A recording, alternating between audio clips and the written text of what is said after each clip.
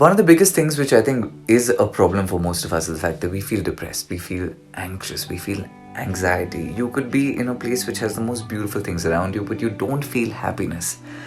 Urban depression is a big problem. I was talking to one of my mamus today, Kamal Mahant, his name is, and he told me something beautiful. We were talking about meditation, and he said one of the biggest problems that we have as human beings is the fact that your heart is extremely fragile, it's very agile, it's very restless.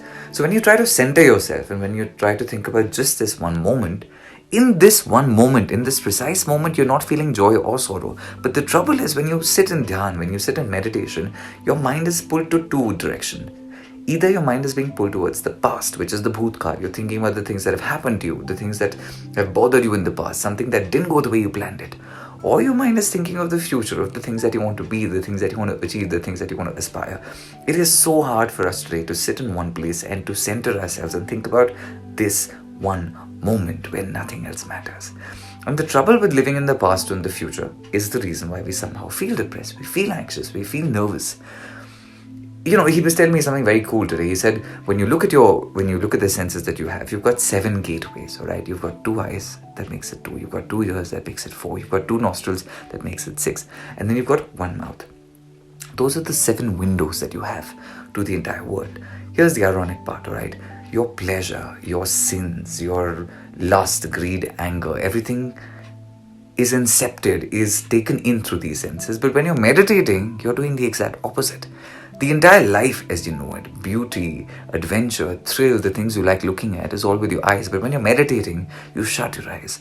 You're not taking in an external stimulus, which means that at that moment, your happiness or your sorrow is only intrinsic.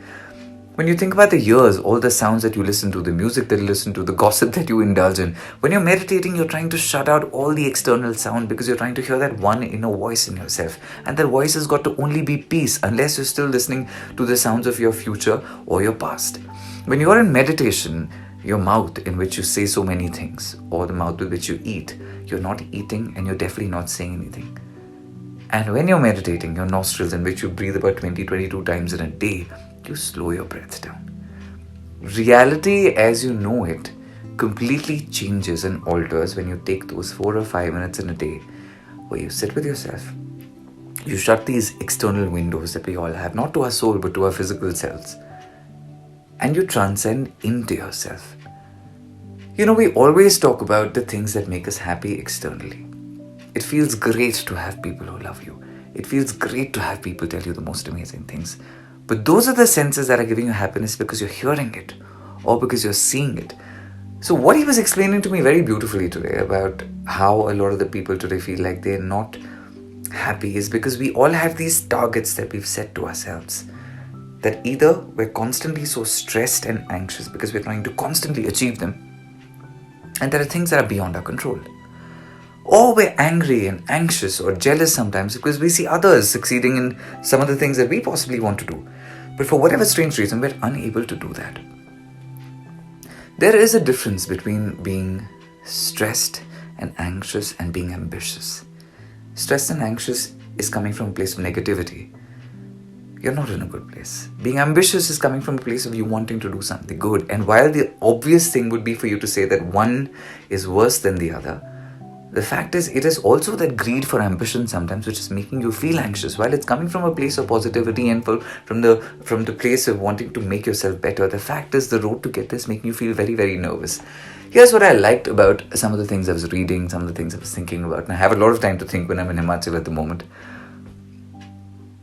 Wanting to do incredible things in your life is beautiful.